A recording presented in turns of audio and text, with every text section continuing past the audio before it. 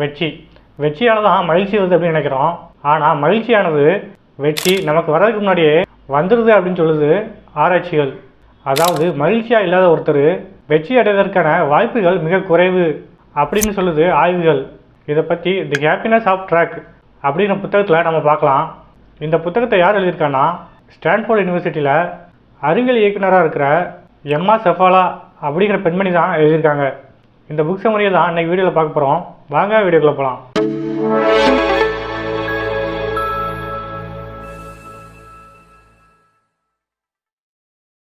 ஒரே வேலையில் இருக்கிற 2 வகையான ஊழியர்கள் பற்றி இந்த புக்கில் இவங்க சொல்லியிருக்காங்க. இவரோட இன்டர்ன்ஷிப்பை பாரிஸில் இருக்கிற ஒரு தினசரி பத்திரிகையோட ஆஃபீஸில் செஞ்சிட்ருக்காரு. அந்த ஆஃபீஸோட 2nd ஃப்ளோரில் அந்த பத்திரிகையோட எடிட்டர்ஸ்லாம் வேலை பார்த்துட்ருப்பாங்க. கூடவே இந்த ஆஃபீஸோட கிரவுண்ட் ஃப்ளோரில் அந்த பேப்பர்ஸ்லாம் அச்சடிச்சிட்ருப்பாங்க. இந்த பெண்மணி அவரோட வேலைக்காக கீழே கிரவுண்ட் ஃப்ளோருக்கும் மேலே 2nd ஃப்ளோருக்கும் மாறி மாறி போயிட்டு வர வேண்டியிருக்கும். இங்கே அந்த 2nd ஃப்ளோரில் அந்த எடிட்டிங் வேலை செய்கிறவங்களாம் அமெரிக்காவை சார்ந்தவங்க. அவங்க எப்போதுமே டேபிளில் இருக்கிற கம்ப்யூட்டரே பார்த்துட்டு இருப்பாங்க. அவங்களோட வேலை என்னென்னா, எப்போ பார்த்தா டைப் அடிச்சுட்டே இருக்கணும், பிரிண்ட் அவுட் எடுத்துகிட்டே இருக்கணும். அதனால் இந்த சத்தங்கள் தான் அங்கே கேட்டுக்கிட்டே இருக்கும். இதனால் இந்த சூழ்நிலையை பார்த்திங்கன்னா எப்போதுமே ஒரே டென்ஷனாக இருக்கும். அங்கே வேலை பார்க்குறவங்க பார்த்திங்கன்னா ரொம்ப குண்டாக இருப்பாங்க. அதேமாதிரி அவங்க கண்ணு கீழே கருவளையம் இருக்கும். ஆனால் கீழே கிரவுண்ட் ஃப்ளோரில் வேலை பார்க்குறவங்க பார்த்திங்கன்னா அவங்க ஃப்ரான்ஸ் நாட்டை சேர்ந்தவங்க. ஆனால் அங்கே இந்த புக்கோட ஆத்தர் போய் பார்க்கும்போது அவங்க வேறு லெவல் வாழ்க்கையை வாழ்ந்துட்டு இருப்பாங்க. அவங்களோட டேபிளில் என்னெல்லாம் இருக்குன்னா, ஃப்ரெஞ்சு ஒயினு, சீஸு, ப்ரெட்டு, இது எல்லாம் தான் இருக்கும். அங்கே வேலை பார்க்குற ஊழியர்கள் எல்லாருமே எப்போ பார்த்தாலும் ஜோக் அடித்தோம் அரட்டை அடிச்சுக்கிட்டு இருப்பாங்க. அங்கே அவங்களோட வேலையை சந்தோஷமாக பார்ப்பாங்க. இதனாலேயே இந்த புக்கோட ஆத்தர் அவரோட பெரும்பாலான நேரத்தை இந்த கிரவுண்ட் ஃப்ளோரில் தான் கழிக்கணும் அப்படின்னு ஆசைப்படுவார். இந்த 2 டீம்லேயும் ஒரு டீமு அதிகமான மன உளைச்சல்லையும் ரொம்ப களைப்பாகவும் இருப்பாங்க. இதுவே இன்னொரு டீமை பார்த்தீங்கன்னா ரொம்ப சந்தோஷமாகவும் வெற்றிகரமான செயல்களை செய்கிறவங்களாகவும் இருப்பாங்க.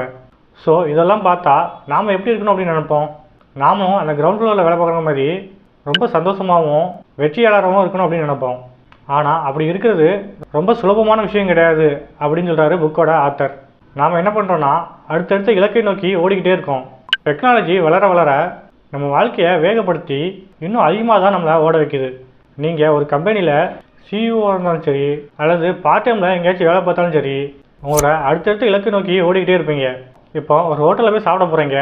அங்கே மெனுவை பார்க்கும்போதும் சரி, அல்லது டிராஃபிக்கில் நிற்கும் போதும் சரி, அல்லது கான்ஃபரன்ஸ் காலில் வெயிட் பண்ணிட்டு இருந்தாலும் சரி, நீங்கள் உங்கள் ஃபோனை அடிக்கடி எடுத்து பார்த்து அதில் ஏதாவது மெசேஜ் பண்ணிகிட்டே இருப்பீங்க. அப்படி இல்லைன்னா உங்களோட சோஷியல் மீடியா அப்டேட்டை பார்த்துட்டே இருப்பீங்க, அல்லது அதில் எதாவது அப்டேட் பண்ணிகிட்டே இருப்பீங்க. ஸோ நீங்கள் எதனால் அந்த மாதிரி பண்ணுறீங்கன்னா, ரொம்ப ஷார்ட் டைமில் உங்களோட ப்ராஜெக்டெல்லாம் முடிக்கணும். இப்போல்லாம் எல்லா டேட்டாவுமே நமக்கு ஆன்லைன்லேயே கிடைக்கிறதுனால நம்ம செய்கிற ஆராய்ச்சியானது ரொம்ப ஆழமாக சிந்திச்சு செய்யணும். நம்மளோட கஸ்டமருக்கு கம்மியான விலையில் சிறந்த சேவையை வழங்கணும். இந்த மாதிரியான எதிர்பார்ப்புகள் அதிகமாக இருக்கிறனால தான் நீங்கள் எப்போதுமே உங்கள் ஃபோனை ஸ்க்ரோல் பண்ணிகிட்டே இருக்கீங்க. கூடவே உங்கள் பெட்டில் உங்களோட தலையணைக்கு அடியில் வச்சுட்டு தூங்க ஆரம்பிச்சுறீங்க. காலையில் எழுந்திருக்கும் போதும் சரி, நைட்டு தூங்கும் போதும் சரி, உங்களோட இமெயிலை செக் பண்ணிகிட்டே இருக்கீங்க. வீக்கெண்டில் கூட வெளியில் போகாமல் அன்னைக்கு உங்கள் வேலையை பார்த்துக்கிட்டே இருக்கீங்க. டூர் போகிறதா என்னது அப்படின்னு கேட்குற அளவுக்கு இருக்குது நம்மளோட நிலமை. அதாவது வேலையை ரொம்ப நேரம் செஞ்சு அதிகமாக டயர்டாகிற அளவுக்கு வந்துட்டோம். எல்லா விஷயத்துலையுமே ஜெயிக்க நினைக்கிற நாம் அதுக்காக ரொம்ப கஷ்டப்பட்டு உழைக்க வேண்டியிருக்கு. ஆனால் இப்படி கஷ்டப்பட்டு உழைக்கிறதுனால கிடைக்கிற வெற்றி நம்மளை சந்தோஷமடைய செய்யுமா அப்படின்னு கேட்குறாரு புக்கோட ஆத்தர். அடுத்ததான் நம்மளோட முன்னேற்றத்தை தடுக்கும் ஒரு சில தவறான வழிகள் என்ன அப்படிங்கிறத இந்த ஆத்தர் சொல்கிறாரு. இந்த மாதிரி வெற்றியையும் மகிழ்ச்சியையும் அடையிறதுக்கு நாம் செய்கிற முயற்சிகள் எல்லாமே நம்மளை பின்னோக்கி தான் தள்ளிட்டு போகுது அப்படின்னு சொல்கிறாரு. ஸோ வெற்றி அடைவதற்கான வழிகளாக நமக்கு சொல்லப்பட்ட விஷயங்கள் எல்லாமே பழைய பஞ்சாங்கம் தான் அப்படின்னு சொல்கிறாரு. அப்புறம் ஏன் நாம் இதெல்லாம் ஃபாலோ பண்ணுறோம்? ஏன்னா வெற்றி பெற்றவர்கள் அவங்க வெற்றி பெற்றதுக்கான காரணங்களாக இது எல்லாத்தையும் சொல்கிறதுனால தான். சின்ன வயசுலேருந்தே நமக்கு என்ன சொல்லி வளர்க்குறாங்க, நீங்கள் ஜெயிக்கணும்னா உங்களோட வேலையை நீங்கள் கரெக்டாக பெர்ஃபெக்டாக செய்யணும். உங்களோட சுகம் துக்கம் இதை பற்றிலாம் கவலைப்படாமல் உங்கள் வேலையில் முழு முயற்சியாக இருந்தால் தான் ஜெயிக்க முடியும் அப்படின்னு சொல்கிறாங்க.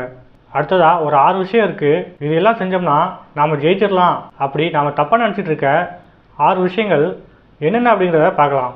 அதில் முதல் விஷயம், நாம் எடுத்த காரியத்தில் கண்ணும் கருத்துமாக இருக்கணும். அதிகமான சாதனைகளை புரியணும்னா நாம் போட்டி போட்டுக்கிட்டே இருக்கணும். ஒன்றை முடிச்சிட்டா இன்னொன்று அப்படின்னு நாம் அடுத்தடுத்த இலக்குகளை உருவாக்கிட்டே இருக்கணும். இதுக்கடுத்து என்ன இதுக்கடுத்து என்ன அப்படின்னு தான் நம்மளோட செயல்பாடுகள் இருக்கணும். அடுத்ததாக ரெண்டாவதாக இவர் சொல்லக்கூடிய விஷயங்கள், கஷ்டப்படாமல் வெற்றி கிடைக்கவே கிடைக்காது. வெற்றி பண்ணணுன்னா ஸ்ட்ரெஸ் அப்படிங்கிறத தவிர்க்க முடியாது. எப்போ பார்த்தாலும் ஓடிக்கிட்டோம் வேகமாக நடந்துக்கிட்டு இருக்கிறது தான் இன்றைக்கி இருக்கிற போட்டி போகிற உலகத்தில் தவிர்க்க முடியாத ஒன்று.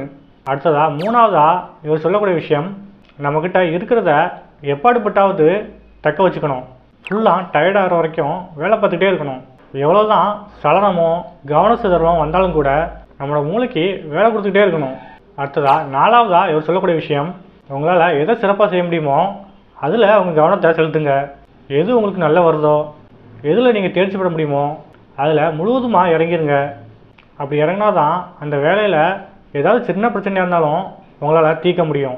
ஸோ உங்களுக்கு இயல்பாக வரக்கூடிய விஷயங்களில் கவனத்தை செலுத்தி அதில் ஆதிக்கம் பண்ண பாருங்கள் அப்படின்னு 4வது தவறை முடிக்கிறாரு. அடுத்து 5வது தவறு, உங்களுக்கு இயல்பாக எது வருதோ அந்த விஷயத்தில் மட்டும் உங்கள் கவனத்தை செலுத்துங்க. உங்களுக்கு ஒரு விஷயம் சரியாக வரலன்னா அந்த விஷயத்தை செய்யவே செய்யாங்க, அந்த ஏரியா பக்கம் போகவே போகாதீங்க.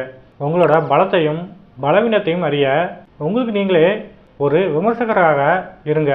அடுத்ததாக 6வதாக இவர் சொல்லக்கூடிய தவறு, உங்களையும் உங்களுக்கு பிடிச்ச விஷயங்களையும் முன்னிலைப்படுத்தி செயல்படுங்க. அப்போந்தான் உங்களோட போட்டியாளர்களை உங்களால் சுலபமாக தோற்கடிக்க முடியும். ஸோ இந்த 6 விஷயங்கள் தான் நாம் வெற்றி பெற முடியும் அப்படின்னு தப்பாக நினச்சிட்டு இருக்கோம். ஆனால் இது எல்லாமே பழைய பஞ்சாங்கம் தான் அப்படின்னு சொல்கிறாரு புக்கோட ஆத்தர். இந்த 6 விஷயங்களையும் நாம் மேலோட்டமாக பார்க்கும்போது அது சரியாக இருக்கிற மாதிரி தான் தோணும். ஆனால் அதை ஆராய்ச்சி பண்ணி பார்த்தோம்னா அதில் ஏகப்பட்ட குளறுபடிகள் இருக்கும். ஒருவேளை ஒரு சிலர் இதெல்லாம் ஃபாலோ பண்ணி அவங்க வெற்றி பெற்றால் கூட நிறைய பாதிப்புகளுக்கு அப்புறம் தான் அவங்க வெற்றி பெற்றிருக்க முடியும். ஏன்னா வெற்றி குறித்த ஆராய்ச்சிகள் எல்லாமே இந்த 6 விஷயங்களுமே நம்மளை வெற்றி பெற விடாமல் தடுத்துக்கிட்டு இருக்கு அப்படின்னு தான் சொல்லுது. அடுத்ததாக இவர் சொல்லக்கூடியது பாடாப்படுத்துகிற வேலை. ஸோ இந்த பழைய டெக்னிக் எல்லாமே நம்மளை மற்றவங்க கூட இணைந்து செயல்பட விடாமல் தடுத்துரும். ஸோ நமக்கு ஏதாவது தோல்வியோ தடங்களோ வரும்போது நம்மளை செயல்பட விடாமல் இது பண்ணிடும். கூடவே வெற்றி இருக்கிற இடத்த நோக்கி நம்மளை போக விடாமலே பண்ணிடும். இதில் கொடுமையான விஷயம் என்னென்னா, இது எல்லாத்தையும் நம்ம ஃபாலோ பண்ணி நம்ம படுற உச்சபட்ச கஷ்டம்தான். ஸோ இந்த பழைய கால நடைமுறைகள் எல்லாமே நம்மளை எல்லாத்தையும் செய்ய அப்படின்னு சொல்லும். அப்படி நம்ம செய்கிறதுனால இன்றைக்கி இருக்கிற 24/7 வாழ்க்கை முறையில் வெற்றி அப்படிங்கிறது நமக்கு கிடைக்கவே கிடைக்காத நிலைமைக்கு நம்மளை தள்ளி விட்டுருது. அப்புறமா இந்த வேலைப்பளு நம்மளை பிடிச்சி ஒரேடியாக அழுத்துது. போட்டி போட்டி போட்டின்னு நம்மளை ரேட் ரேஸுக்கு அழைச்சிட்டு போயிடுது. இதனால் நம்மளோட முக்கியமான வேலைகள் எதையுமே செய்ய முடியாமல் போயிடுது. நம்ம ஃப்ரெண்ட்ஸ் கூடயோ நம்ம குடும்பத்து கூடயோ நம்ம குழந்தைங்க கூடயோ சரியாக டைம் ஸ்பெண்ட் பண்ண முடியல. ஸோ நாம் ஏன் இவ்வளோ கஷ்டப்படுறோம், நம்மளோட வாழ்க்கையின் அர்த்தம் தான் என்ன அப்படின்னு நம்மளை ரொம்ப கவலைப்பட வைக்குது. ஸோ இதுக்கெல்லாம் பதில் தான் என்ன, மகிழ்ச்சியோட கூடிய வெற்றி வேணும்னா அதுக்கு நாம் என்ன செய்யணும் அப்படிங்கிற பற்றி தான் இந்த புக்கில் விளக்கமாக சொல்லியிருக்காங்க. அப்படி அவங்க என்ன சொல்லியிருக்காங்க அப்படிங்கிற பற்றி ஷார்ட்டாக பார்க்கலாம். அதுக்காக இவர் என்ன சொல்கிறாருன்னா, இந்த நிமிஷத்தில் வாழுங்க, அடுத்தது என்ன, நாளைக்கு என்ன, அடுத்த குவார்ட்டரில் என்ன, இதை பற்றிலாம் யோசிக்காமல் இன்றைக்கி வாழ்கிற வாழ்க்கையை நீங்கள் நிறைவாக வாழும்போது உங்களோட ப்ரொடக்டிவிட்டி அதிகமாகும். அது மட்டும் இல்லாமல் எல்லாருமே உங்களை விரும்புவாங்க.